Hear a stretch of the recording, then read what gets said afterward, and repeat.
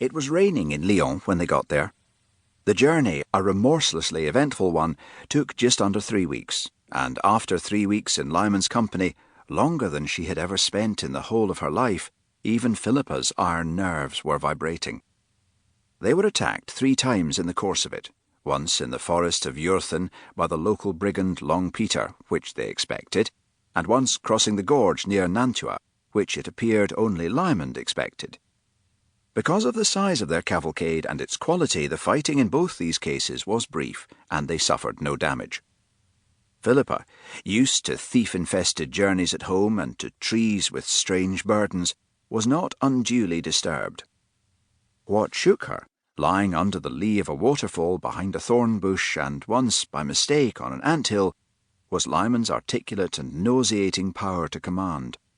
To form an escort of even minimal size for ambassadorial dignity, he had hired men-at-arms swiftly and rigorously chosen, on leaving the French court. From St. Mary's, his company now lent to the king, he had taken only 3 men, 2 grooms and general servants from Mid-Coulter, and the Moor Salablanca, whom the year before he had freed from slavery at the castle of Tripoli. Now, in addition, he had Gerrit with his 2 or 3 men, Philippa with her elderly Fogg, and Master Zitwitz with his small staff as well.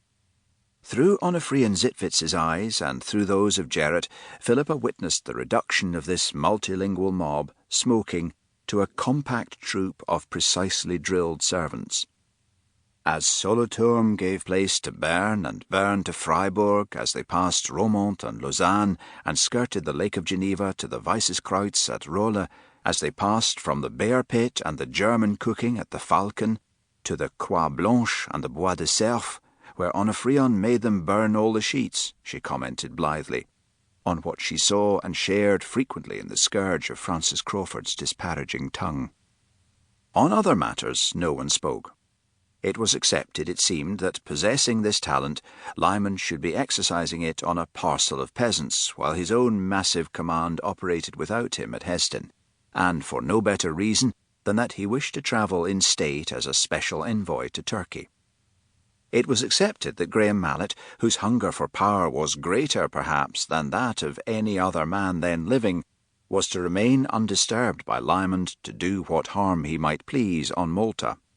It was accepted that the mistress, alive or dead, and the son, alive or dead, whom Graham Mallet claimed to have hidden as hostages when, 3 months before, he had bartered his life, were to continue in life or in death, untroubled by Francis Crawford, who balked at publicly beating up Europe in pursuit of a 1-year-old bye-blow.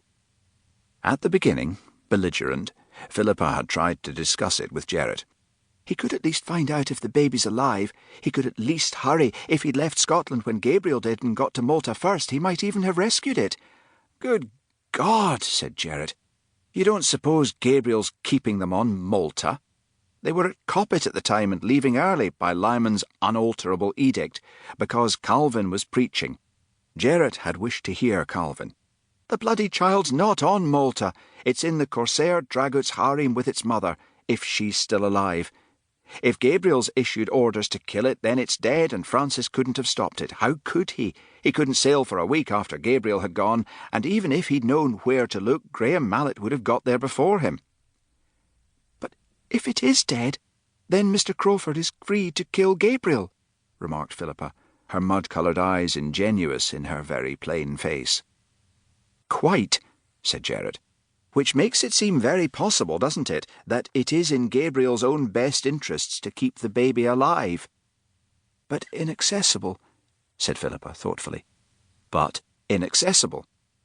So why are you going to Lyon? Said Philippa. It's not on the way back to England. Gerrit eyed her austerely. For protection. It seems to me, said Philippa prosaically, that on the whole we run more risks with Mr. Crawford's protection than without it.